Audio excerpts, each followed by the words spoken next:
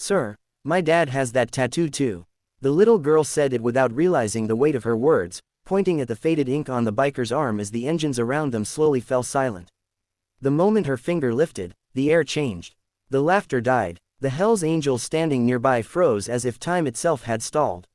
None of them expected what she revealed next, and none of them were ready for the name that would surface from a past they had buried deep.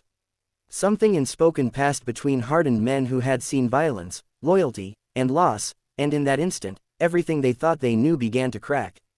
Before we go any further, if you believe in kindness, second chances, and the idea that even the hardest hearts can change, take a second to like this video, comment your thoughts, share it with someone who needs hope today, and subscribe to the channel Kind Vibes. Your support keeps stories like this alive.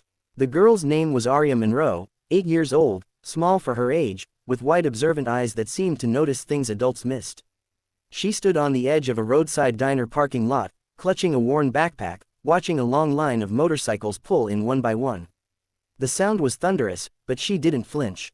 She had grown up around noise, around uncertainty, around silence that meant more than words. Her life had been shaped by absence, by a father who vanished years ago and a mother who worked 2 jobs just to keep the lights on. Aria knew fragments of her father only through stories, through a single old photograph, and through one unmistakable detail, a tattoo on his forearm that her mother never spoke about without pain in her eyes. The Hells Angels had stopped there by chance, or so it seemed. For them, it was just another ride, another break in the road. Men with weathered faces, scarred knuckles, and jackets heavy with history dismounted their bikes, unaware that a child's memory was about to challenge everything. Among them was Marcus Hale, a senior member, respected, feared, and known for his silence. His arms told stories without words, inked with symbols of brotherhood, loss, and loyalty. One tattoo in particular, a coiled raven with a name beneath it, had been etched onto him decades ago during a life-altering night. Aria had noticed it immediately. Not because it was intimidating, but because it was familiar. She had seen it in her mother's old photo album, creased and hidden away. The same raven, the same placement, the same style. Her heart began to pound, not with fear, but with recognition she couldn't fully explain.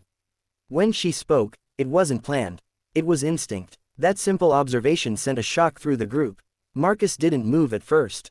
He had trained himself for years to bury memories, to lock doors in his mind and throw away the keys. The name tied to that tattoo belonged to someone he had sworn never to think about again, a brother lost not to death, but to regret. Around him, the other bikers sensed the shift. They knew that look on Marcus's face. They knew the weight of old ghosts. Aria didn't understand why the air felt heavy. She only knew that something important was happening. She mentioned the name next, the name her mother whispered once during a sleepless night when she thought Aria was asleep. The name that belonged to a man who left before she could remember his face. When that name reached Marcus's ears, the world narrowed. The parking lot, the bikes, the diner, all faded into the background. He was no longer a biker hardened by decades on the road.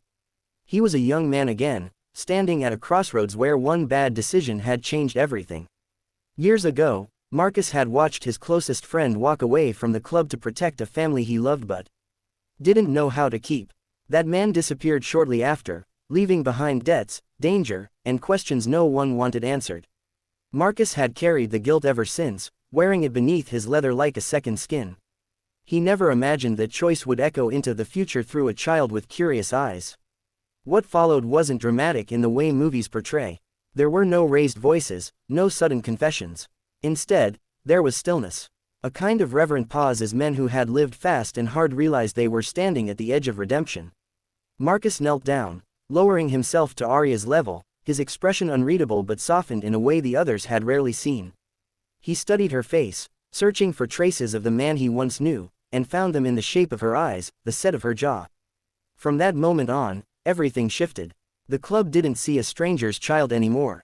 They saw responsibility. They saw unfinished business. They saw a chance to make something right. Over the following weeks, help came quietly. Groceries appeared at Aria's home. Her mother received unexpected job opportunities. School supplies arrived without explanation. No one took credit. No one asked for thanks.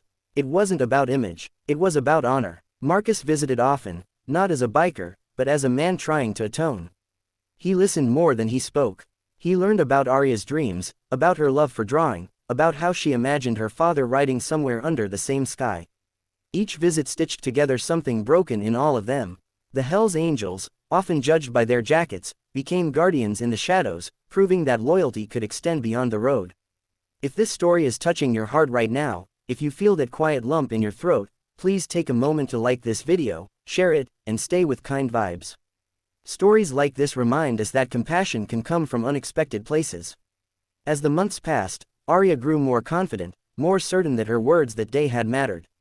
She didn't know how deeply she had changed lives, but she felt it in the way people looked at her, in the safety she felt walking home, in the warmth that replaced old fear. Before this story ends, I want to ask you something important. Please comment below and tell us what you believe matters more, the mistakes of a person's past, or the choices they make afterward.